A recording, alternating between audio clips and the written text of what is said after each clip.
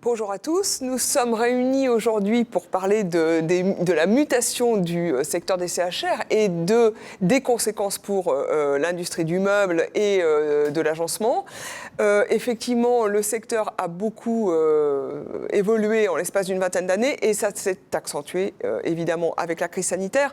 Donc pour débattre ensemble, nous avons Cathy Dufour qui est déléguée générale de l'ameublement français. En un mot, l'ameublement français, vous nous resituez un petit peu tout ça ? C'est l'organisation professionnelle qui regroupe les fabricants d'ameublement et les agenceurs français. Et au sein de notre organisation professionnelle, on a un groupement pour le marché contract qui désigne ce monde du café, hôtel, restaurant. D'accord. Philippe Denavy, qui lui préside le groupe Malvaux. Pareil, je vais vous demander quelques mots sur le groupe Malvaux. Eh bien, le groupe Malvaux est à l'origine un fabricant de panneaux de bois pour les marchés de l'ameublement et de l'industrie de l'agencement. Nous avons une activité d'agenceur aujourd'hui avec deux entreprises qui s'appellent Malvaux Intérieur et JAM 1840 qui sont présents dans l'hôtellerie. D'accord. Marie Carcassonne, vous avez fondé et vous gérez l'agence Dynamo. Pareil, Dynamo, c'est quoi on ne parle pas de vélo avec vous? Non, pas de vélo. Nous, on fait de l'assistance à maîtrise d'ouvrage, c'est-à-dire la gestion de projets de construction, de rénovation dans les hôtels essentiellement. Et on fait des achats de mobilier et d'équipements pour des hôtels lifestyle et de luxe. Enfin, pas que des hôtels d'ailleurs, on va au-delà des hôtels. D'accord. Et Adrien Lanotte, vous êtes consultant senior hospitality, donc ciblé sur le secteur de l'hôtellerie au sein du cabinet MKG Consulting. Donc, ensemble, nous allons parler un petit peu de cette problématique, en tous les cas de l'évolution du marché et des conséquences sur le secteur de l'ameublement et de l'agencement. La première question que j'ai envie de vous poser, comment fait-on en 2022 pour que des architectes d'intérieur, des décorateurs, des designers, j'allais dire que tout le monde parle un petit peu le même langage sur un chantier et puis sur un projet, sur un chantier, qui a le lead, qui prend le lead, qui va prendre les premières décisions, comment vous vous en sortez aujourd'hui ? J'ai envie de commencer avec vous, Marie Carcassonne, parce que vous êtes finalement une espèce d'intermédiaire au milieu de tous ces intervenants. Comment faites-vous ?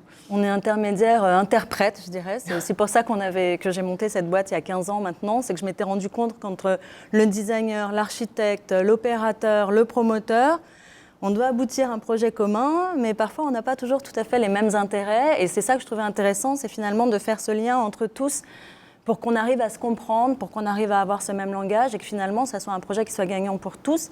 Et alors savoir qui a la main, ça dépend des projets, évidemment.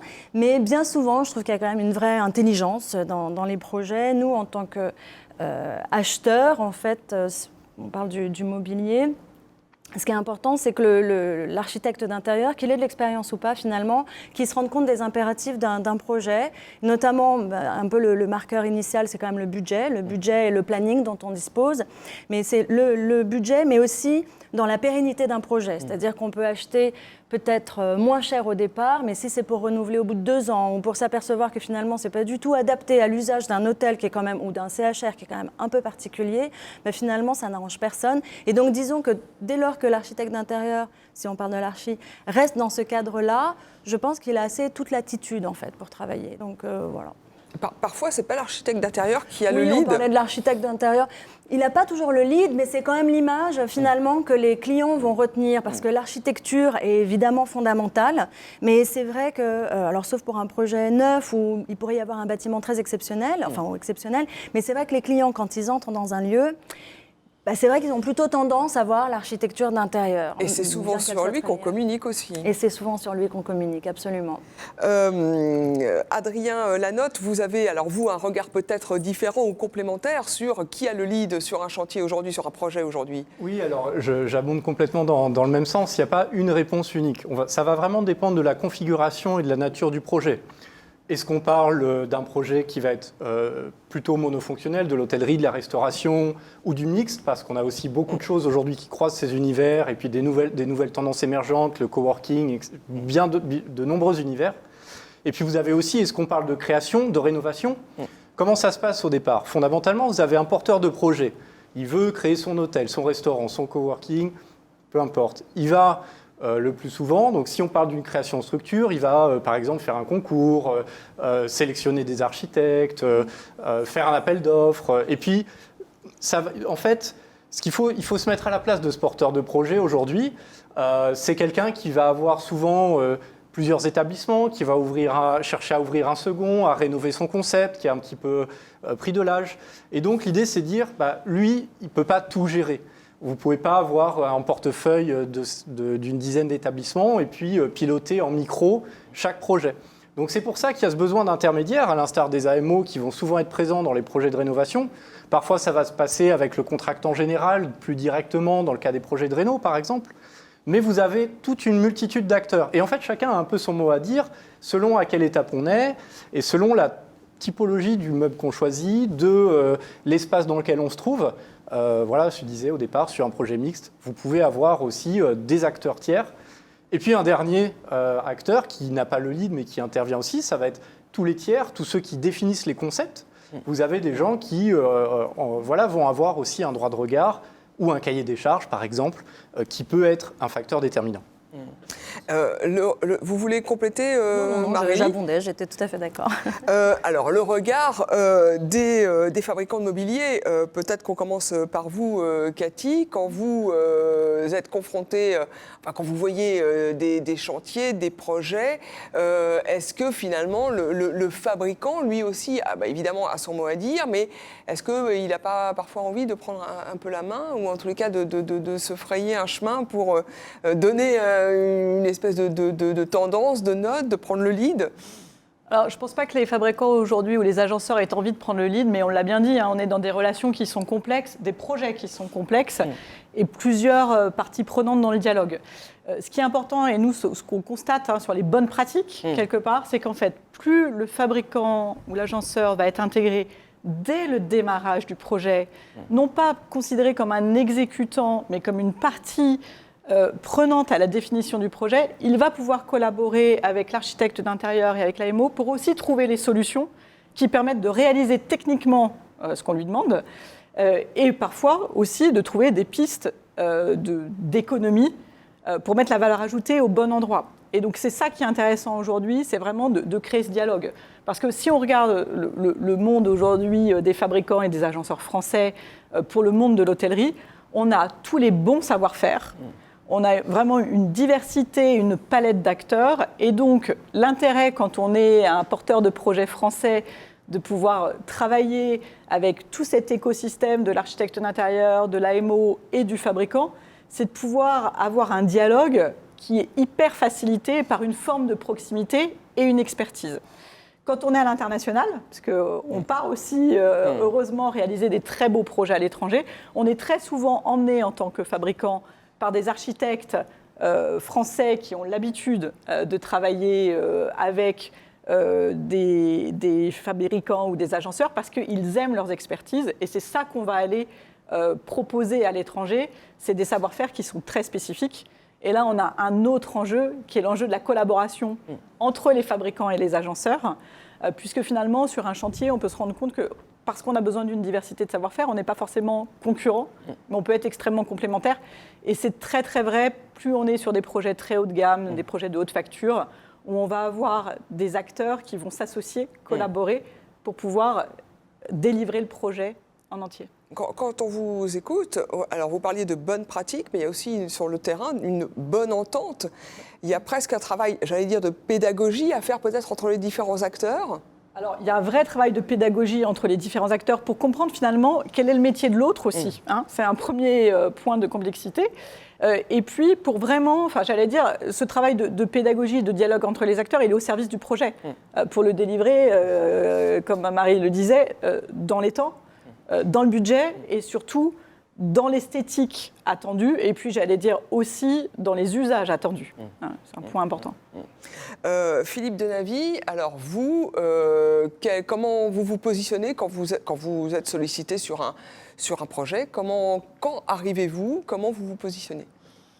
Alors, On peut repréciser quand même l'évolution de métier, c'est que depuis une dizaine, une quinzaine d'années, on a vu apparaître des nouveaux intervenants, on parlait des AMO, on parlait de la fonction achat qui s'est développée, on voit aussi le professionnalisme maintenant de certains promoteurs ou maîtres d'ouvrage qui ont en interne dans leurs équipes des personnes très, très spécialisées sur la conduite de projet. Donc on a fait évoluer nos habitudes, puisqu'historiquement on travaillait plutôt pour l'architecte, l'agenceur intervenait pour un architecte privilégié avec lequel il avait des habitudes, qui jouait un peu le rôle de chef de projet, c'est-à-dire qui animait l'interface entre le client, etc. Et puis qui avait son mot à dire dans la prise de décision. Aujourd'hui, c'est plus le cas, et pour répondre à une offre étrangère qui s'est développée, elle, d'une façon très structurée, avec une vraie conduite de projet, puisque déplacer des équipes de pays étrangers pour venir travailler sur un territoire, ça veut dire qu'il faut être très bien organisé. Donc on s'est aussi professionnalisé et regroupé en faisant travailler autour de quelques grands agenceurs, enfin en créant autour de grands agenceurs des groupements de travail qui permettent de répondre aux attentes des grands donneurs d'ordre, notamment sur les gros projets prestigieux parisiens, enfin tous les grands 5 étoiles parisiens où personne ne peut seul apporter la réponse, mais à plusieurs on est capable de le faire. Et donc on s'est au niveau de la filière assez bien structuré, et les Français ont fini par comprendre que la concurrence n'était pas interne mais qu'elle était vraiment étrangère, et que si on voulait développer notre offre et nos savoir-faire, il fallait travailler ensemble. Ce qu'on fait bien aujourd'hui avec des agenceurs qui ont pris un rôle d'intégrateur et qui vont apporter non seulement leur savoir-faire, mais aussi et la conduite de projet, mais emmener derrière eux des artisans qui vont amener du design, de la finition, des savoir-faire complémentaires. Donc ça, c'est vraiment un sujet. Et puis on arrive aussi à avoir des réponses collectives avec des groupements qui se forment.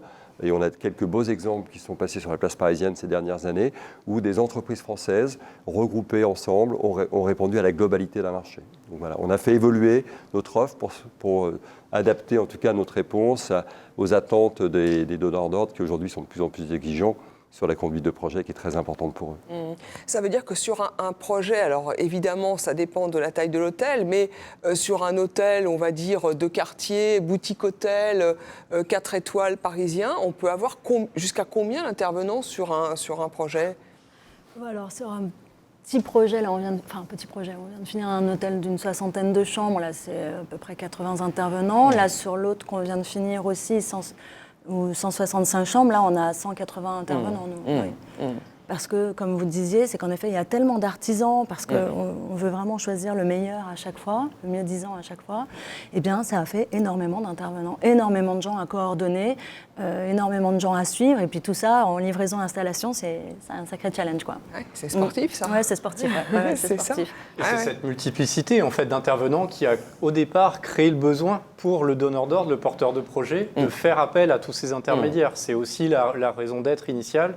C'est ce besoin de coordonner, d'identifier, de savoir sourcer, parce que c'est un vrai savoir-faire aussi, effectivement, les bons produits, les bons agencements, les bons agenceurs, tous les acteurs qui vont mettre en œuvre une vision. Et aujourd'hui, le porteur de projet veut se concentrer sur sa vision, il donne en mandat, entre guillemets, à des tiers pour aller mettre en œuvre, exécuter et l'accompagner dans la mise en réalisation. On centralise tout, et puis on le voit, c'est-à-dire que c'est minimum une personne, voire 2 personnes, voire suivant les phases, 3 personnes à temps plein pour gérer ça, pour gérer les livraisons, les installations, pour s'assurer que ça arrive bien, que c'était bien la bonne couleur, que c'était bien le bon truc, au bon endroit, au bon moment, en horaire décalé. Enfin, vous vous sentez proche de la tour de contrôle ? Oui, on est assez tour de contrôle, absolument.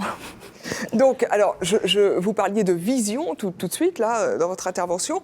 Aujourd'hui, on voit émerger de plus en plus de concepts. Si on n'a pas un concept, on a l'impression qu'on est hors sujet. Est-ce que, d'ailleurs, c'est ma question, est-ce que quand on n'a pas de concept, on est, si passez-moi l'expression, un petit peu à côté de ses pompes ? Est-ce qu'il faut absolument être original, parce qu'on voit une concurrence quand même accrue dans le secteur des CHR aujourd'hui, alors, notamment dans une ville comme Paris. Donc, est-ce qu'il faut absolument faire du concept à tout prix en 2022 ? Alors, peut-être qu'on commence avec vous, Adrien, parce que vous avez un petit peu plus vous avez des reculs. Sur ça, effectivement. Alors, concept, c'est un mot qui aujourd'hui est plus large que, j'ai envie de dire, autrefois. Autrefois, vous aviez 2 mondes monolithiques, dans la restauration, dans l'hôtellerie, pareil d'ailleurs. Les chaînes, les indépendants. Dans un cas, vous aviez une centrale d'achat, des trucs très structurés, tout se ressemble. De l'autre, vous aviez quelque chose avec beaucoup de caractère, des familles, décideurs, etc. Donc ça, c'est l'ancien circuit d'achat qu'on a pu connaître par le passé. Aujourd'hui, on n'est plus dans ces configurations-là. Les concepts, en fait, ce sont des concepts souples et qui demandent justement une interprétation où on demande une adaptation du produit. On veut une touche locale, on veut qu'il y ait une certaine façon de délivrer une expérience client sur site une fois que le produit est livré. On attend aussi, parce que les attentes montent en termes de facilité pour les opérations. On en reparlera certainement, mais il y a des enjeux aussi RH, de satisfaction clientèle, etc. Et tout ça, c'est important. Donc, les concepts aujourd'hui, c'est plus quelque chose qui est un cahier des charges strict, imposé. C'est quelque chose, un cadre dans lequel on peut exercer sa liberté, j'ai envie de dire, d'un point de vue fabricant et agenceur. Et alors, votre regard, Marie, sur cette notion de concept, tout à l'heure en coulisses, j'ai bien vu que le mot expérience était quelque chose qui a été un peu la tarte à la crème du moment. Ouais. Donc, quand quelqu'un vient vous voir avec un projet et veut absolument un concept qui sorte du lot, en tous les cas, voilà, qui se distingue, j'ai envie de dire, qu'est-ce que vous lui répondez ? Justement, je lui demande d'expliquer sans utiliser le mot expérience, pour commencer, parce qu'effectivement, c'est un mot qui est facile. On a l'impression qu'on comprend ce qu'il veut dire dans le sens où il suppose d'être holistique. Il suppose d'être holistique, de faire appel à plusieurs sens et d'avoir une certaine cohérence, en tout cas, c'est ce qu'on espère. Et en effet, c'est déjà pas mal, mais comme on le disait, on a une expérience quand on achète une machine à laver, une voiture, quand on achète un billet sur la SNCF. Et donc, c'est quand même d'essayer de qualifier un peu plus ça. L'exercice est difficile. L'exercice est difficile, mais c'est justement pour ça qu'il vaut la peine d'être fait. On parle souvent alors c'est un peu mon truc, mais le temps, c'est de l'argent. Je pense plutôt que le temps, c'est de la vie. C'est une évidence, mais quand ça fait du bien de le rappeler. Aujourd'hui, 7 juin 2022 n'existera plus jamais. Et donc, quand on est hôtelier, quand on est restaurateur, ce petit moment de vie qu'on propose à nos clients, qu'est-ce qu'on lui donne en fait ? Qu'est-ce qu'on propose à ce petit bout de vie qui va durer quelques heures, peut-être 2 jours, 3 jours, 1 semaine ? Et alors, est-ce qu'il y a besoin d'être absolument original ? Je ne suis même pas sûre en vrai. Je ne suis même pas sûre qu'il y a à tout prix besoin d'être original. Mais en revanche, comme tu disais, de s'ancrer dans le local. En plus, maintenant, je pense qu'il y a quand même une opportunité géniale après la pandémie. Bon, même si ça a été dur pendant le moment, mais parce qu'on... je crois que c'est une vraie tendance, le fait que les gens vont découvrir davantage la France et l'Europe. Et donc, il y a énormément de choses à mettre en valeur, que ce soit au niveau local, mais aussi bien géographique, que des savoir-faire, que de tout un tas de choses. Et finalement, c'est de se poser cette question-là, qu'est-ce qu'on propose pendant cette toute petite tranche de vie ? Et c'est pas facile. Mais c'est vraiment intéressant. Et quand on a une réponse, parce qu'on n'a pas besoin d'avoir 50 réponses non plus, mais quand on a une réponse, c'est intéressant de tirer le fil et justement de donner cette cohérence dans tout, c'est-à-dire dans le design, mais pas que, parce que si on s'arrête qu'au design, les clients maintenant connaissent bien le design et restent probablement un peu frustrés. C'est dans une attitude qu'on peut avoir, dans le type de service, dans la façon dont on va présenter les voisins, le quartier, la région dans laquelle on se trouve, ce qu'on va proposer à manger. Est-ce qu'on fait attention à ce qu'on y propose ? Justement, on va parler de la RSE, mais quelle est la démarche qu'on a là-dedans ? Enfin, voilà, je pense que c'est assez long, mais c'est intellectuellement hyper intéressant en plus comme façon de travailler. Ça veut dire que là, vous voyez simplement dans cet exercice-là une évolution entre le moment où vous avez débuté et maintenant. Ah bah ouais, au moment où on a débuté, alors c'était il y a 20 ans, c'était le design, déjà on ne comprenait pas du tout ce que c'était. Quand on parlait de parler le même langage tout à l'heure, là c'était, c'est d'ailleurs pour ça que j'ai monté ma boîte, c'est qu'on parlait vraiment pas le même langage. Et donc, et en effet, tout ça a grandement évolué et vraiment pour le mieux, je pense. Avant, c'était surtout, je ne sais plus quelle chaîne internationale disait the big surprise is that there is no surprise, un truc comme ça. Et c'était vraiment le truc qui la faisait vivre. Et maintenant, c'est exactement l'inverse, finalement. Et tant mieux, enfin, je pense que c'est vraiment un plus, parce que ça permet, comme tu disais, à l'hôtelier de s'exprimer, voire même, idéalement, que ça ruisselle dans toute l'équipe, en fait. L'équipe qui travaille dans le projet, aussi bien en opérationnel qu'au-dessus. Cathy Dufour, quel regard vous portez quand vous voyez qu'aujourd'hui, les demandes sont quand même, alors je vais prendre le mot, entre guillemets, des demandes d'expérience, de vie, et je mets de vie avec un S à vie, parce que c'est à la fois, je veux me sentir comme dans mon bureau, je veux me sentir comme dans ma cuisine, et je veux me sentir comme dans ma chambre, si ce n'est mieux. Alors, pareil, est-ce que là, vos réponses, si on peut dire ça comme ça, ont été obligées d'évoluer, de s'adapter Alors, quand on regarde le secteur de l'ameublement, j'allais dire il y a 2 niveaux de réponse. Il y a un premier niveau de réponse par rapport à ces besoins finalement de personnalisation, de différenciation extrêmement fort. Ça a été une adaptation des façons de produire. Alors, l'agenceur, par définition, il fait du produit unique sur mesure. Mais si je regarde le fabricant, qui, il y a encore quelques années, faisait du produit en série, aujourd'hui, notre façon de produire, c'est ce qu'on appelle du lot 1. C'est-à-dire qu'en fait, vous pouvez regarder sur une chaîne de production, vont passer des produits extrêmement différents parce qu'on est capable aujourd'hui de produire industriellement des produits tout à fait différents sans avoir à lancer des quantités importantes. Donc ça, premièrement, c'est la façon dont l'industrie s'est adaptée à cette demande de personnalisation et de différenciation. Mais surtout, ce qu'on observe, nous, à l'ameublement français, on essaie de prendre du recul et d'alimenter nos fabricants et nos distributeurs. Et on voit, depuis, accélérer depuis une dizaine d'années, la notion d'hybridation des lieux. Et ça, c'est un point important. Et c'est ce qui fait aussi notre richesse, parce que je vous ai dit qu'au sein de l'ameublement, de l'ameublement français, on a le marché du contract pour l'hôtellerie et la restauration, mais on a aussi les fabricants de mobilier pour la maison, pour l'outdoor, pour la ville, pour le mobilier urbain. Et finalement, on s'aperçoit qu'aujourd'hui, l'expérience des consommateurs, elle s'hybride entre les lieux. On va prendre un exemple. Nous, on a un observatoire de la qualité de vie au travail. Je n'ai pas dit au bureau, l'observatoire de la qualité de vie au travail qu'on suit depuis 15 ans. Et aujourd'hui, vous travaillez absolument partout. Bien sûr au bureau, chez vous aujourd'hui avec le télétravail, voilà, mais vous travaillez dans votre chambre d'hôtel, dans le lobby, au café. Finalement, on voit ces besoins qui évoluent et cette prise en compte de l'expérience, on la travaille aussi par la façon finalement dont les lieux s'hybrident et dont on va savoir répondre à ce besoin de multi-usage. Voilà. Et nous, on alimente beaucoup nos fabricants et nos agenceurs sur justement tout ce qui se passe en tendance avec pas mal de réflexions prospectives sur ce sujet-là. Et là, vous l'avez dit, vous avez dit multi-usage. J'allais poser la question à Philippe Denavy et du coup, vous devez, comment dirais-je, imaginer ou créer des meubles multifonctions. Ça veut dire un meuble sur lequel je vais pouvoir boire, manger, travailler, brancher un chargeur de téléphone et j'en passe. Alors, de façon assez surprenante, en fait, on ne crée rien. On ne fait que l'exécution. C'est-à-dire que notre travail, c'est d'être au service du designer, de l'architecte d'intérieur, du maître d'ouvrage et d'apporter ou de mettre en musique ce qu'il aura conçu, dessiné. Donc les idées ne sont pas chez nous, elles viennent de chez lui.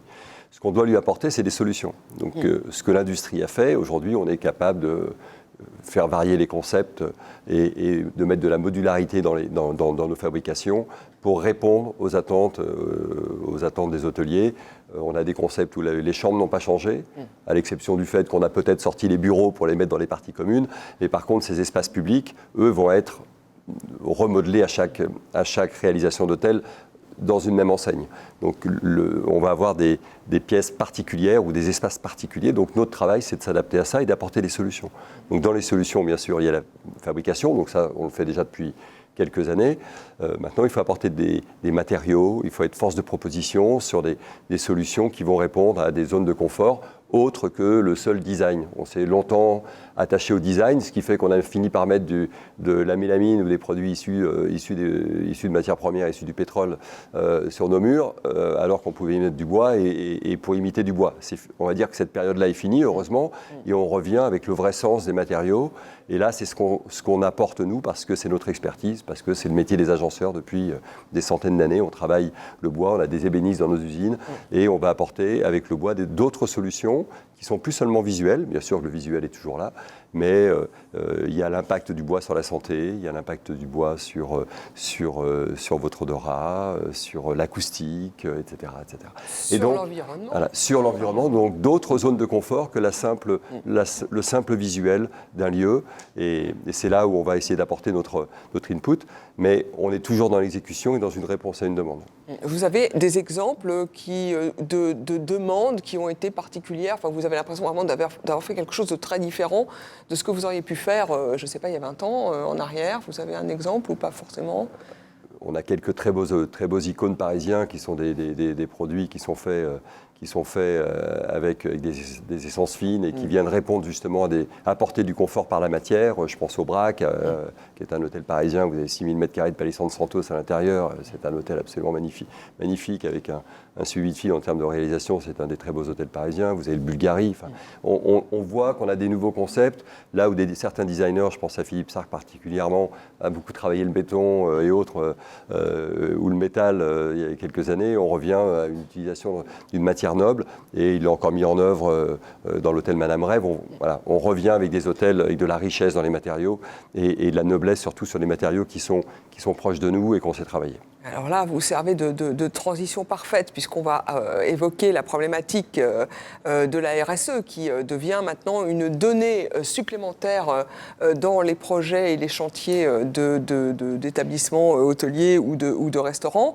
Alors peut-être qu'on va démarrer avec vous, Marie Carcassonne, parce que non seulement c'est évidemment un sujet auquel vous êtes confrontés tous les jours, mais vous êtes vous-même, enfin en tous les cas Dynamo, est une entreprise dite à mission. Alors est-ce que vous pouvez juste nous dire ce que signifie aujourd'hui entreprise à mission?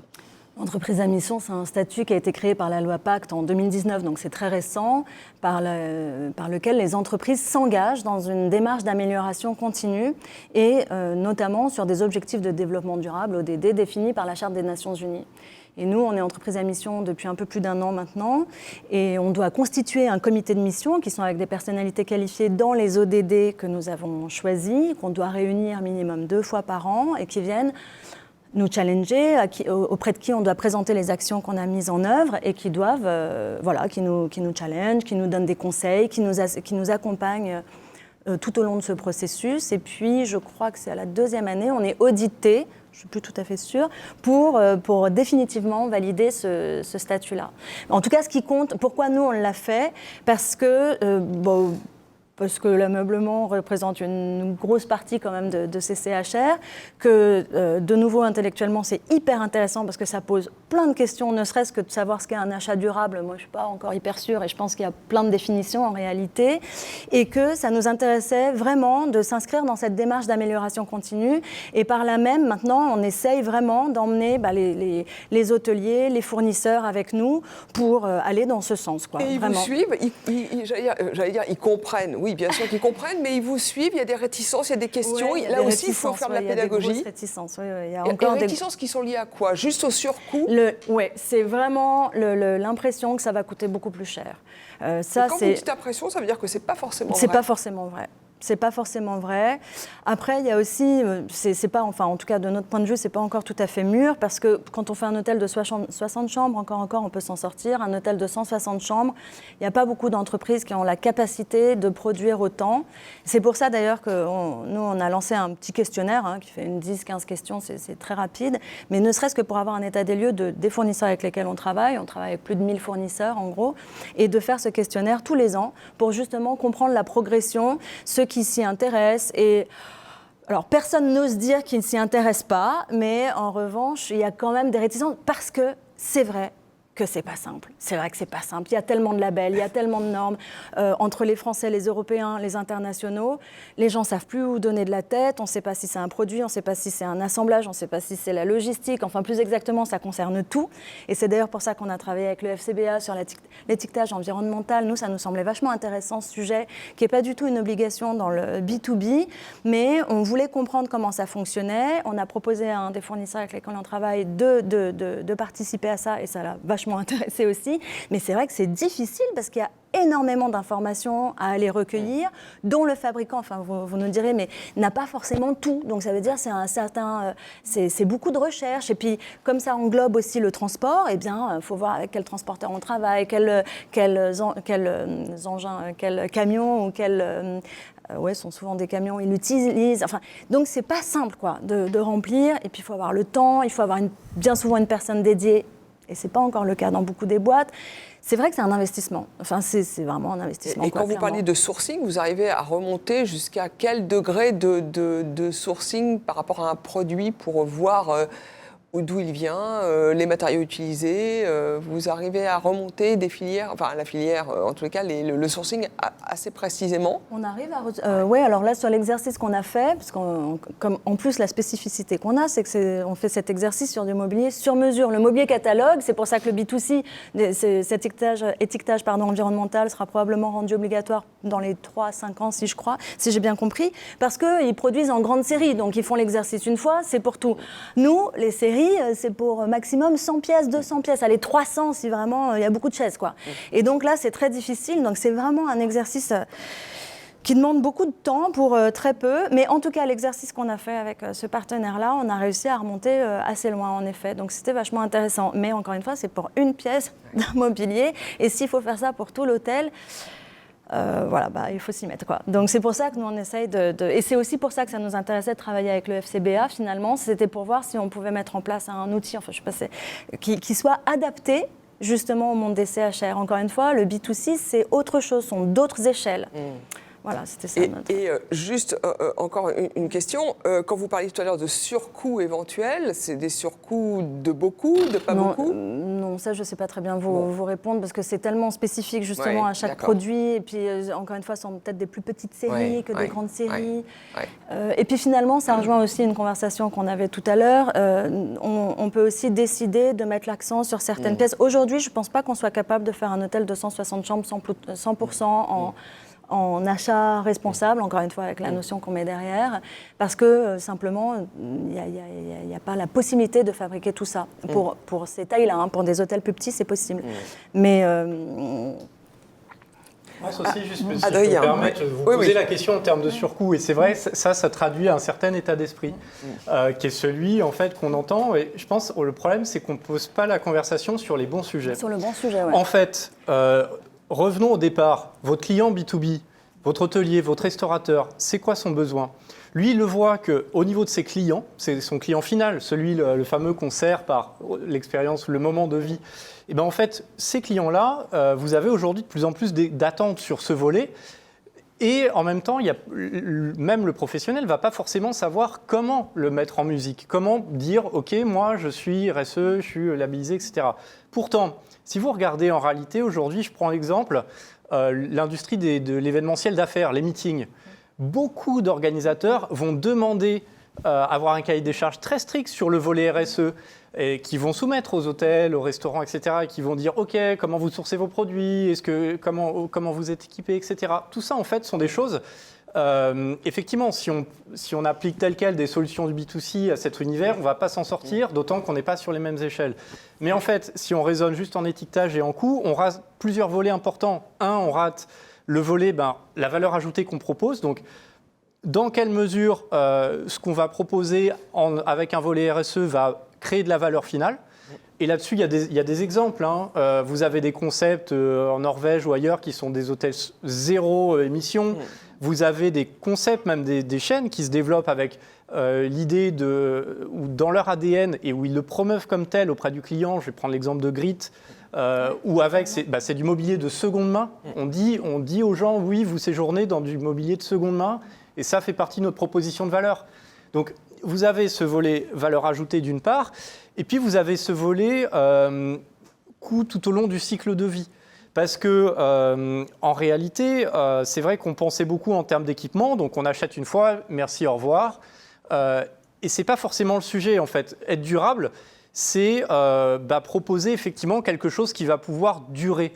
C'est comme l'industrie de l'habillement ou d'autres ont critiqué beaucoup la fast fashion et maintenant c'est comment on répare, Et en fait là-dessus, c'est aussi demain, je pense, une des propositions de valeur qui pourra être celle de fabricants, d'agenceurs et autres, parce qu'on participe au cycle de vie, on facilite la maintenance, etc. Donc en fait, il y a plein d'angles qui ne sont pas ceux du coût et de l'équipement, ni de la labellisation, parce que ça... votre client, il ne va pas le voir que votre meuble il est labellisé truc. Par contre, il va voir que l'hôtel est labellisé truc parce que vous avez une vraie démarche globale qui englobe pas mal de champs.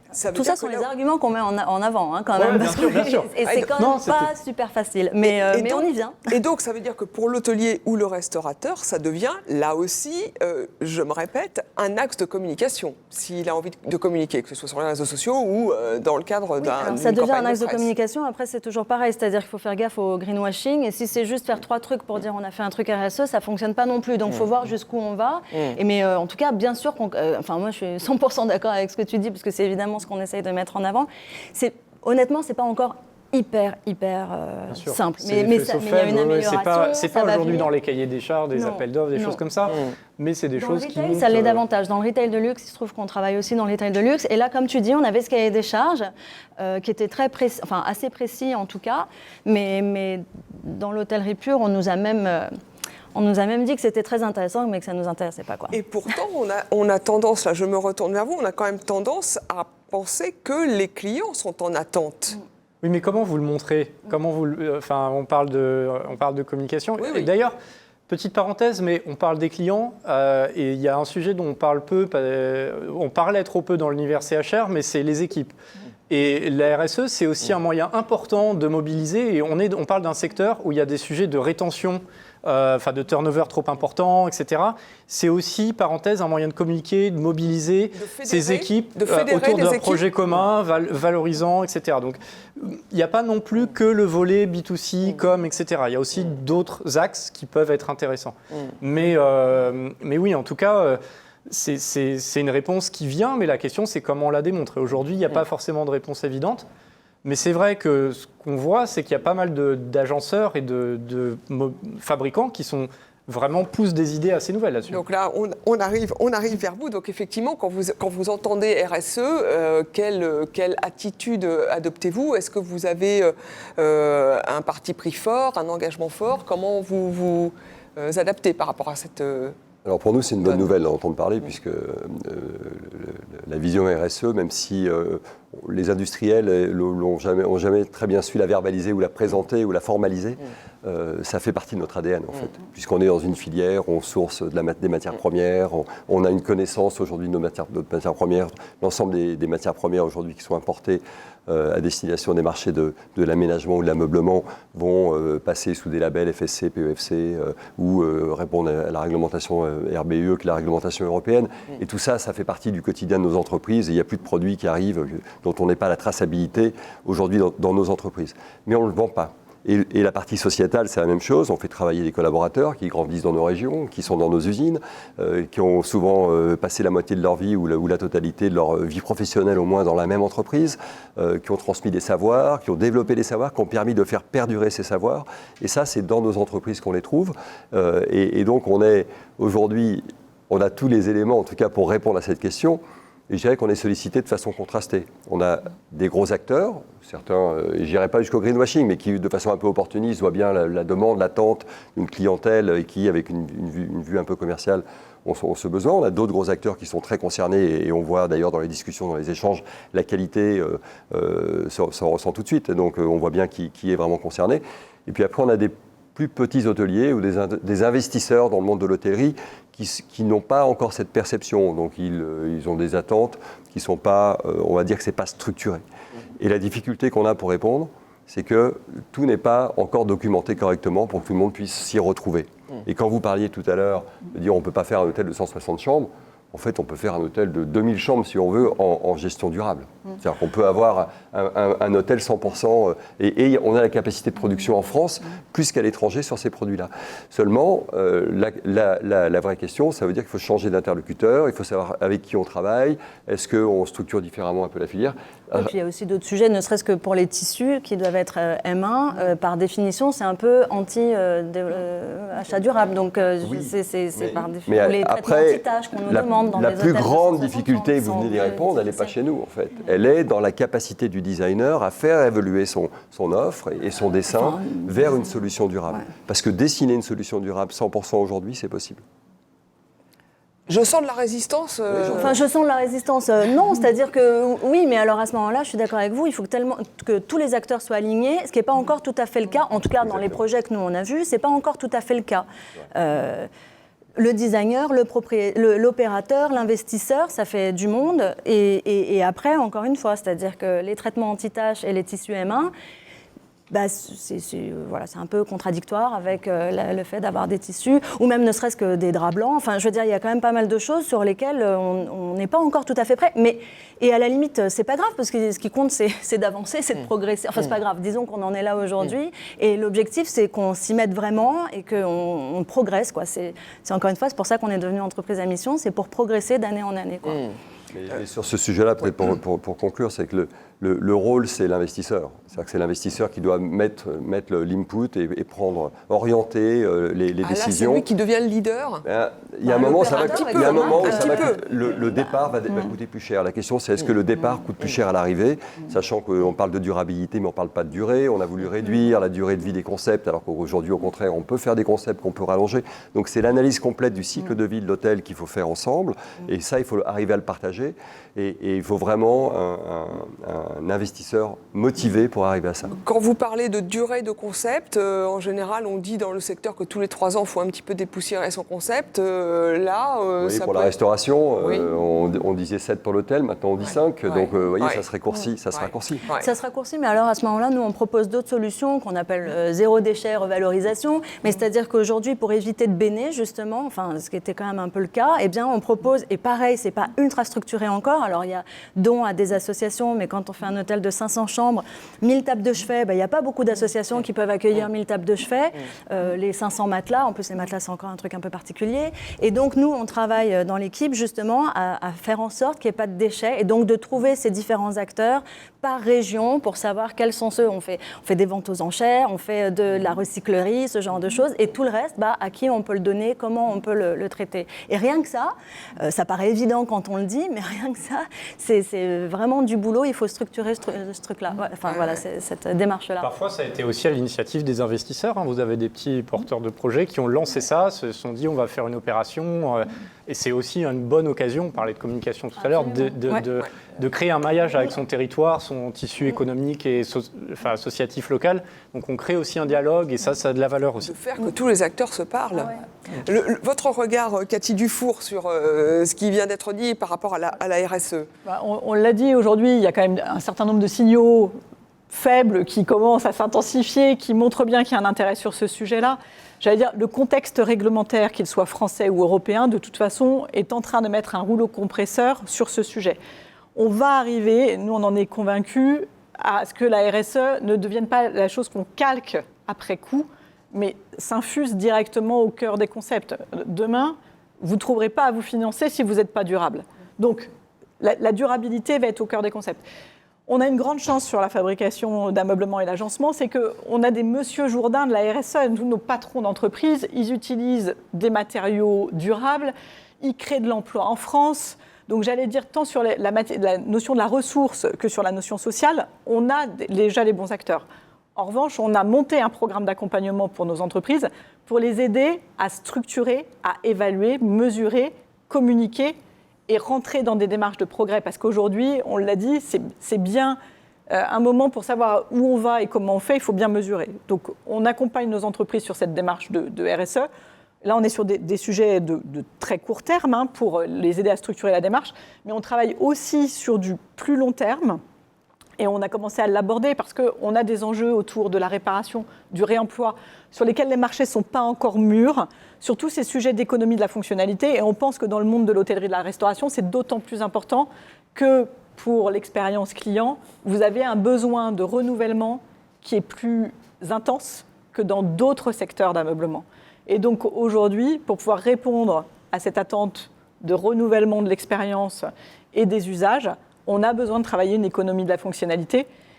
Et sur ce sujet-là, on a fait une étude avec MKG sur ce sujet-là. On voit qu'en apportant des briques de service, on est capable de créer et de la valeur et de la durabilité. Voilà. Donc on a plein de champs à explorer encore et c'est très positif.